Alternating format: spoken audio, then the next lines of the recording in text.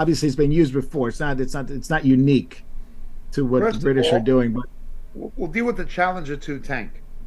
Only yeah, a limited amount of American M1 tanks have been provided to Ukraine. It requires a lot of training to use those tanks. Not only that, but the support apparatus that needs to go with it is difficult to transport, and the tanks themselves weigh over 70 tons with a jet engine on it. It is mm, an excellent tank if you have the systems and personnel to operate it, but Ukraine doesn't.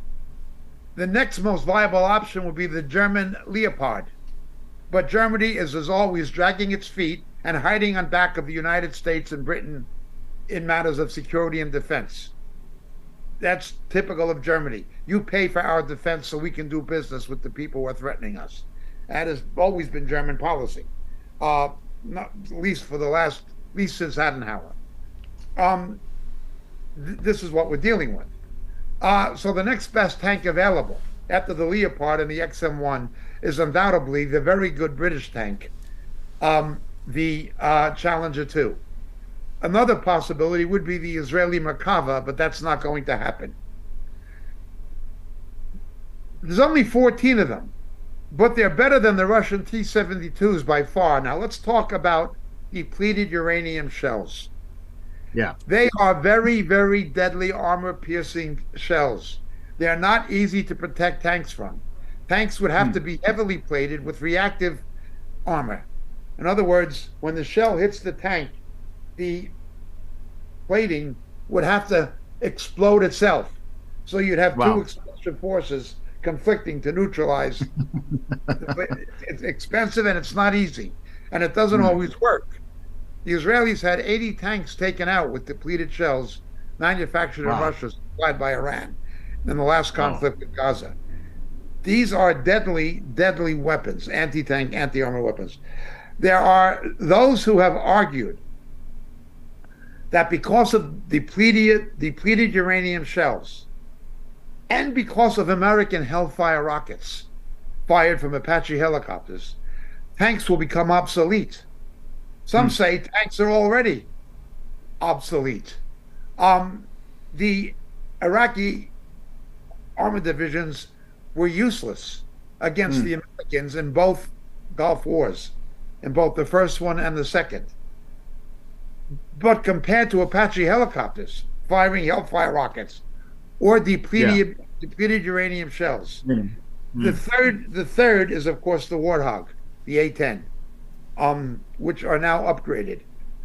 Tanks are becoming obsolete, but not in interesting. Ukraine. They're still going. No, Well, they would be obsolete in a conflict between two major powers, or becoming obsolete. They are still a viable weapon, battlefield weapon in the Ukraine. So that's what's happening. But these British weapons, these British shells, rather, uranium depleted shells, the Russians have good reason to be afraid of. yeah, that is concerning. In fact, the exposure to depleted uranium, a lot of Radiation health concerns. poisoning. A lot of health concerns. Radiation And poisoning. Yep. yeah, and I think they were used by NATO against the Serbs. It was Yes, awful what yes, they yes. did there. And was used there. Jacob, the U.S. launched a Syrian airstrike against Syria. I guess there was a drone attack against a coalition Yes. base, and Lloyd Austin, which I don't have a lot of confidence in him, came out and said, "Look, this is what we're doing. We're striking this area."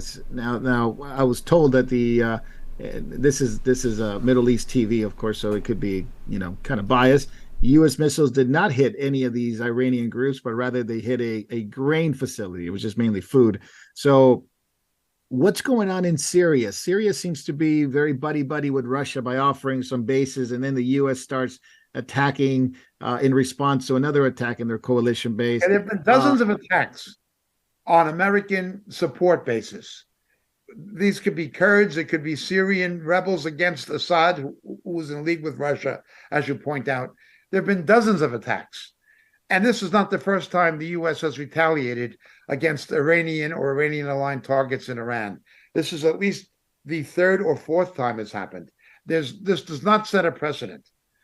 What is being overlooked is that Russia is making overflights with its MiG fighters over these American bases. low altitude flights, and they're similarly buzzing American ships in the Baltic Sea. This is dangerous and provocative. I think the United States should shoot down, warn Russia, we will shoot these down if this doesn't stop. And I'm not a neocon, but this has got to stop. That's the real Yeah, provocation. yeah, Again, we got they a see lot of we, drone fighting there. once Donald Trump was gone, they knew they had a weak, senile, corrupt president. And they're just pushing the envelope, seeing what they can get away with. That's China, that's Russia, that's Syria, that's Iran. You have a senile corruptocrat. You have a four-star general who's a transsexual. You have a cheap politician general who arguably should be removed from command and court-martialed Yeah, if he did make treason. those Yeah, calls to absolutely. China. Yeah, that man, if he did those things, as far as I'm concerned, he should die in Leavenworth at best. Nonetheless, you have a Defense Department and a joke for a defense secretary, a joke, who says his priorities are gender equality and diversity and all. While Russia and China That's have different priorities. This yeah, is what they you're do. dealing with. And you're dealing with stupid people who will still vote Democrat. And I'm not a Republican, but you'll have stupid people who will still vote Democrat. Jacob, it's interesting. A former Goldman Sachs analyst, and he's not a war analyst, but he's an analyst nonetheless. Very famous, Charles Naylor. Yes. He came out and actually very interesting. It says if if the trajectory continues, which is war, NATO, Russia, the U.S. countries getting in on it, he said about a third of mankind will not be able to survive. Now, obviously, to some people, will be like, well, that's obvious, but the fact that he used this in his own analytical skills, which is basically Yes. dealing with numbers and dealing with trends, Yes. about a third of mankind, it very much rang in my head what the Book of Revelation talked about, especially regarding the some of the judgments that are coming. A third of mankind. Do you agree with that assessment? I mean, if it's a major war, Well, if there was a thermonuclear exchange, it might be well more than that. mm, What could happen, though, is that such a war would destroy food production capabilities. yeah, And that's it. There, and of course that would drive food prices so high that you'd have mass starvation in the third world, mass particularly starvation. Africa, That's right. India, Africa particularly. That is what could happen. You could have ramification effect that would not be direct military casualties, but would be economic casualties, particularly in the area of food shortage. Entirely Mm. possible. To Jacob's Plus, point, um, the in World War II, when the Germans came in, they carted off several train loads of the black soil that is in the Ukraine because they wanted to boost the agricultural output yes, of Mm. Germany. So Ukraine strategically has value that they have that rich black soil. Oh, yes, So soil, now- steps, right?